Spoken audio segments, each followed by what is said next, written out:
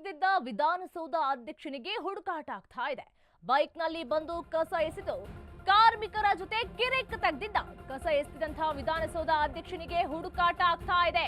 ಬೈಕ್ನಲ್ಲಿ ಬಂದು ಕಸ ಎಸೆದು ಕಾರ್ಮಿಕರ ಜೊತೆ ಕಿರಿಕನ್ನ ಮಾಡ್ಕೊಂಡಿದ್ದ.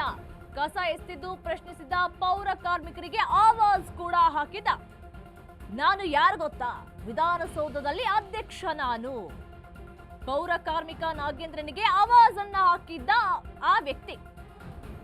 ನೀವು ಯಾರಾದ್ರೂ ಆಗಿ ಕಸ ಹಾಕಬೇಡಿ ಅಂತ ಹೇಳಿ ಸಿಬ್ಬಂದಿ ಹೇಳಿದ್ರು.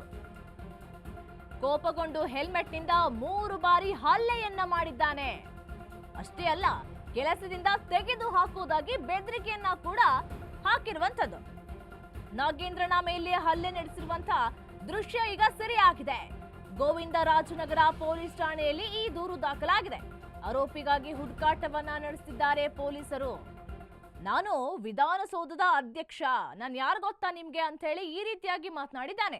ಅದಕ್ಕೆ ಅವ್ರು ಹೇಳಿದ್ದಾರೆ, ನೀವ್ ಯಾರಾದ್ರೂ ಆಗಿ ಕಸ ಹಾಕ್ಬೇಡಿ ಅಂತ ಹೇಳಿ ಸಿಬ್ಬಂದಿ ಇಷ್ಟೇ ಹೇಳಿರೋದು ಅವರು. ಅದಕ್ಕೆ ಇವನು ಕೋಪಗೊಂಡು ಹೆಲ್ಮೆಟ್ ನಿಂದ 3 ಬಾರಿ ಹಲ್ಲೆಯನ್ನ ಮಾಡಿದ್ದಾನೆ.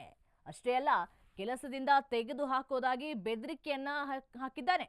ನಾಗೇಂದ್ರನ ಮೇಲೆ ಹಲ್ಲೆ ನಡೆಸಿರುವಂತಹ ದೃಶ್ಯ ಸಿಸಿಟಿವಿಯಲ್ಲಿ ಸೆರೆಯಾಗಿರುವಂಥದ್ದು. ಈ ಪ್ರಕರಣ ಗೋವಿಂದರಾಜನಗರ ಪೊಲೀಸ್ ಠಾಣೆಯಲ್ಲಿ ದೂರು ದಾಖಲಾಗಿದೆ.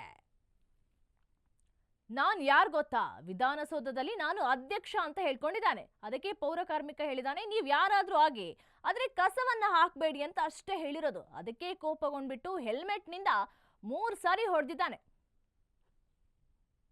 ಬೈಕ್ ನಲ್ಲಿ ಬಂದು ಕಸ ಎಸೆದು ಕಾರ್ಮಿಕರ ಜೊತೆ ಕಿರಿಕನ್ನ ಮಾಡ್ಕೊಂಡಿದ್ದಾನೆ. ಕಸ ಎಸೆದಂತಹ ವಿಧಾನಸೌಧ ಅಧ್ಯಕ್ಷನಿಗೆ ಈಗ ಹುಡುಕಾಟ ಆರಂಭವಾಗ್ತಾ ಇದೆ.